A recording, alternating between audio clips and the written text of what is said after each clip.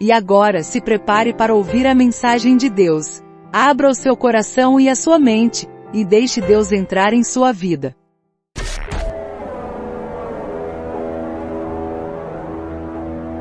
Mateus 9:17.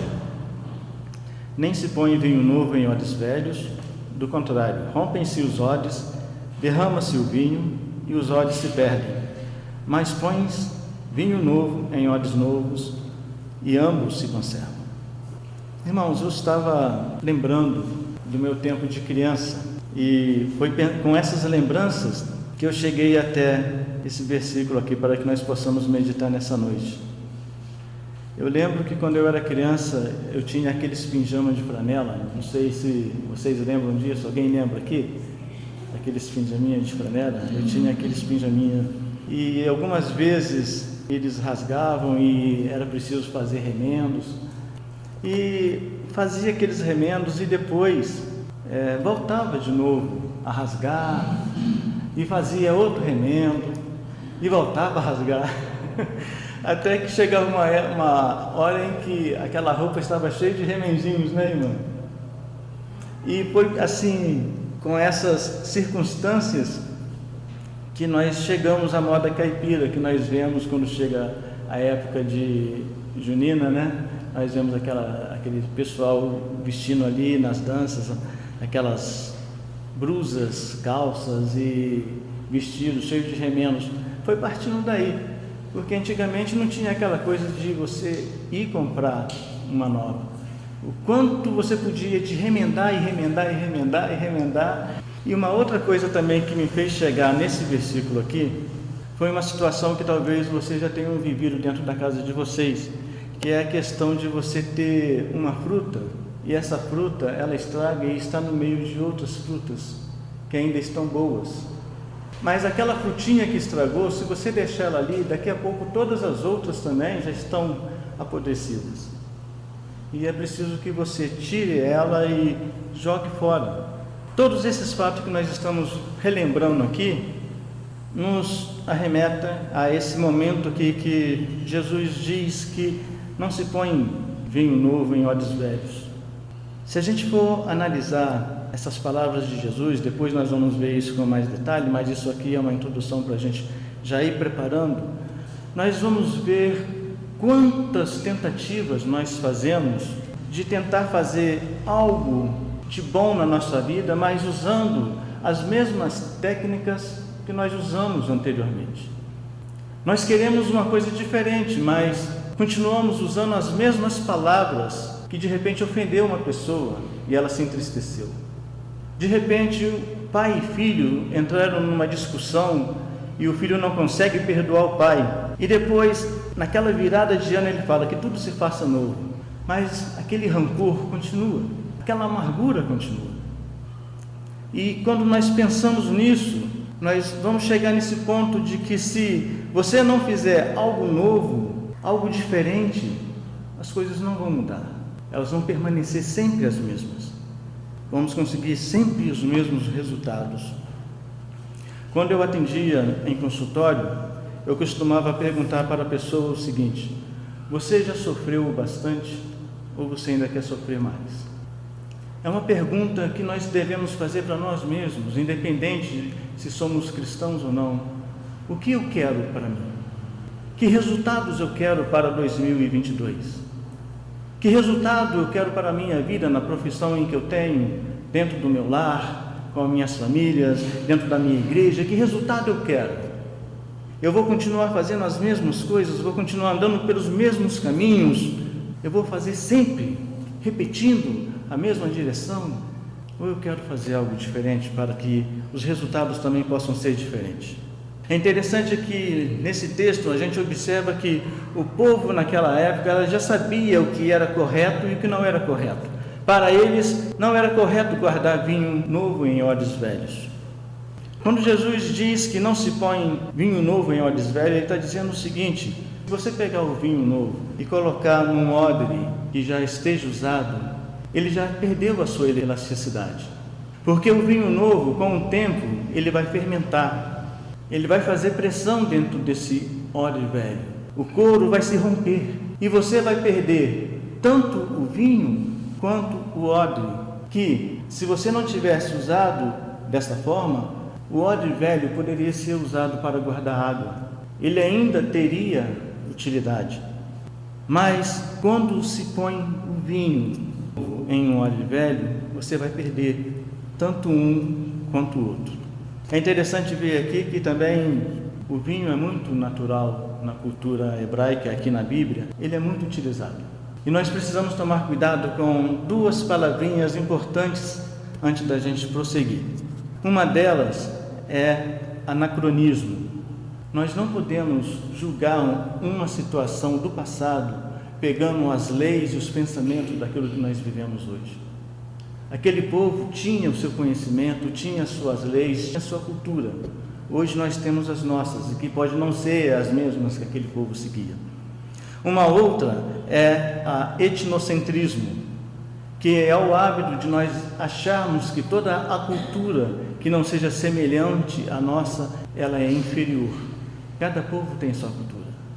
Então nós temos que ter isso em mente e precisamos evitar essas duas coisas ao olharmos para a Bíblia e vermos as situações que estão acontecendo ali. Nesse texto, por exemplo, Jesus está nos ensinando a prática de atos religiosos. O contexto em que Jesus está usando isso, ele está falando do tema do jejum, a questão do jejum. No verso 14, está dizendo o seguinte: vieram depois os discípulos de João e lhe perguntaram: por que jejuamos nós e os fariseus muitas vezes e teus discípulos não jejuam? Então, quando Jesus usa essa expressão de vinho, ele está usando dentro do contexto, e ele está nos ensinando a prática de atos religiosos. Ele está dizendo que esses atos que nós prestamos a Deus, eles devem vir do coração e não por obrigação. Quando eu venho à igreja e me disponho a estar fazendo qualquer atividade, essa atividade que eu estou fazendo deve ser de coração, de meu amor. Nosso irmão o presbítero Almir, ele usou um texto do Velho Testamento em que o salmista diz que posso oferecer ao Senhor por todos os benefícios que o Senhor me fez. Então tudo aquilo que eu venho para oferecer a Deus deve partir do coração. Antes de vir aqui para a igreja, eu estava ouvindo o rádio e um pregador estava convidando o povo para ir até a igreja. E ele diz: está chovendo, mas vá assim mesmo. Tem lama, mas vá assim mesmo.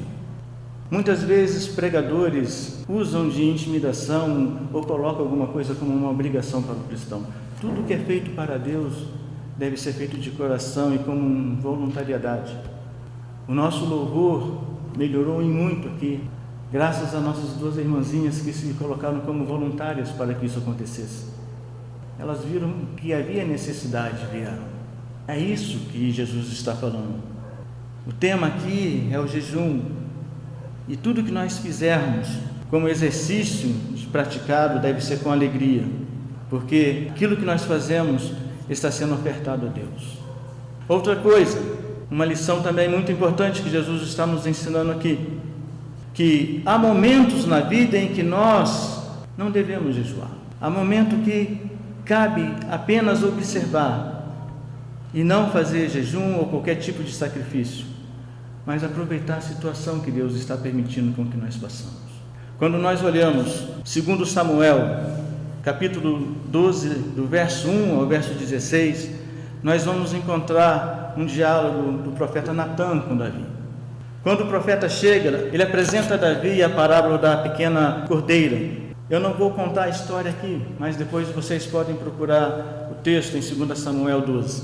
É interessante que, se a gente olhar esse texto, o Senhor deu a Davi muitas esposas. Só que Davi passa a ser amaldiçoado por haver tomado Betseba, que era a esposa de um dos seus soldados. Com essa mulher, Davi teve um filho. E esse menino que nasceu, ele não tinha culpa pelo pecado dos seus pais. No entanto, mesmo inocente, essa criança, esse bebê, foi atingido pelas ondas criadas pelo pecado dos seus pais, assim como tantas outras crianças e outras pessoas por aí. Tudo isso que eu estou falando aqui tem a ver com atitudes e sentimentos, de coisas que nós fazemos e sentimos, de coisas que não conseguimos mudar. A situação que nós entramos, como essa em que Davi entrou, e que traz circunstâncias e consequências, e nós por nós mesmos não conseguimos mudar. E nesses momentos, muitas vezes não adianta eu jejuar, ou eu orar, ou eu pedir para que o pastor ou algum presbítero ore. Cabe apenas esperar e receber a consequência daqueles atos. Aqui, como consequência, a criança que Davi e Betseba tiveram, essa criança morreu. Veja o que diz o salmista no Salmo 122. Ele diz: alegrei-me quando me disseram, vamos à casa do Senhor. Alegrei-me quando me disseram, vamos à casa do Senhor. Vamos à casa do Senhor, uma expressão de alívio por ter conseguido chegar salvo à sua cidade. No Velho Testamento, a cidade de Jerusalém tem ali identificado como o templo de Jerusalém. Quando as pessoas saíam de outras regiões e iam para lá, muitas vezes ou elas iam a pé ou iam montados a cavalo ou burrinho, e a distância que eles percorriam muitas vezes podia estar repleta de assaltantes. Eles corriam o risco de serem roubados ou até mesmo mortos, ou então algum animal selvagem atacá-los.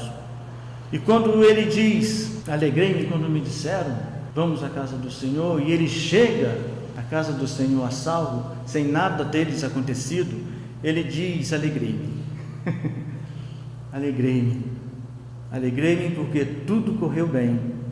E eu fico olhando para as circunstâncias que nós estamos vivendo em nossos dias. Nós estamos começando o ano de 2022 e as expectativas podem ser boas ou não, vai depender muito das circunstâncias e das coisas que vão acontecer esse ano. Esse ano nós temos muitas atividades em nosso país. Temos as eleições, temos a Copa e tantas outras coisas. Tantas coisas que nos aguardam. E como nós vamos aguentar e suportar tudo isso? Nós vamos nos alegrar quando me disser, vamos à casa do Senhor? A casa do Senhor, como eu disse, representava um lugar onde eles podiam se reunir, adorar a Deus e sentir-se protegidos. A casa do Senhor é onde Deus habita, é onde você pode ter a sua mão sobre a sua vida. A despeito de qualquer coisa, o salmista diz, alegrei-me. Estamos vivendo ainda momentos de pandemia. Estamos vivendo ainda momentos de gripe. Com a chuva, tem também a questão da dengue, da chikungunya e companhia. E eu continuo me alegrando, apesar das circunstâncias.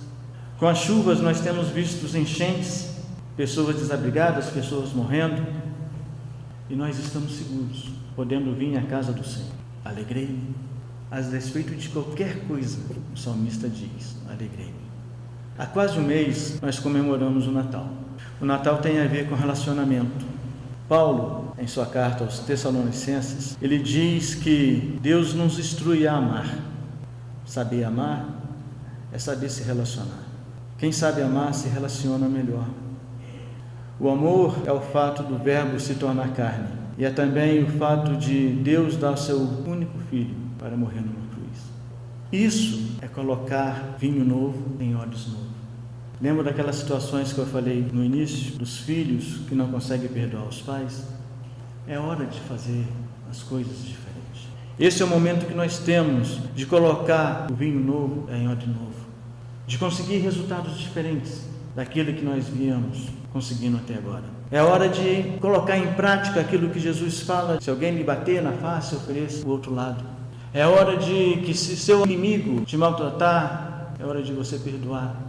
É hora de que, se alguém te aborrecer, te entristecer e te pedir ainda assim para que você caminhe ao lado dele uma milha, caminhe duas. Esse é o momento de nós colocarmos o vinho novo em odres novo, para que consigamos obter resultados diferentes. Algumas pessoas dizem que o amor é algo que não se pode ver, mas eu digo para vocês que isso é mentira. Porque o amor ele pode ser visto no número de vezes que uma boa ação ela é praticada. O amor pode ser medido no número de toneladas de produtos que são entregues todas as vezes que precisam, como estão precisando muitos agora lá em Minas, em outros lugares aqui também do país. Se nós queremos um ano diferente, nós precisamos mudar a nossa atitude. É hora de nós colocarmos o vinho novo. É hora de parar e começar a pensar: o que eu posso fazer? Para quem eu vou fazer? Como e onde eu vou fazer? E quando? Para toda mudança que eu queira praticar, eu preciso colocar uma data. No momento em que você coloca uma data, você se obriga a agir, pois enquanto você não coloca data, as coisas vão sendo levadas. Lembra da música? Deixa a vida me levar. Mas no momento em que você coloca, no dia 30, eu vou fazer tal coisa, te obriga a criar situações para que aquilo aconteça. E nós precisamos, como cristãos, levar consolo para aquelas pessoas que estão chorando. O Salmo 126, ele diz que os que com lágrimas semeiam, com júbilo ceifarão. E quem sai andando e chorando enquanto semeia, voltará com júbilo, trazendo os seus feixes. Nós precisamos do vinho novo em odres novo. Até agora nós viemos colocando o vinho novo em odres velho, viemos rompendo todas as esperanças e expectativas de um novo ano. Mas a cada ano as coisas continuam do mesmo jeito. As coisas não mudam porque as atitudes não são tomadas. Para nós encerrarmos, só quero falar algumas questões para que vocês possam ver.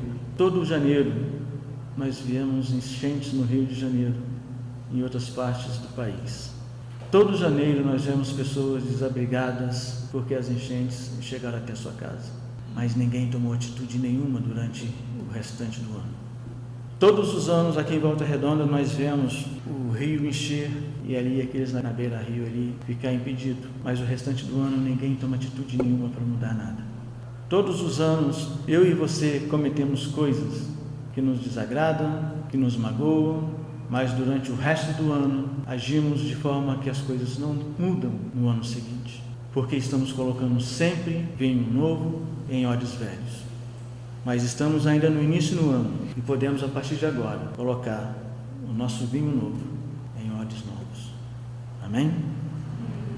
E pedir a Deus para que esteja abençoando esse nosso ano, permitindo que o vinho seja novo, mas que o óleo também seja.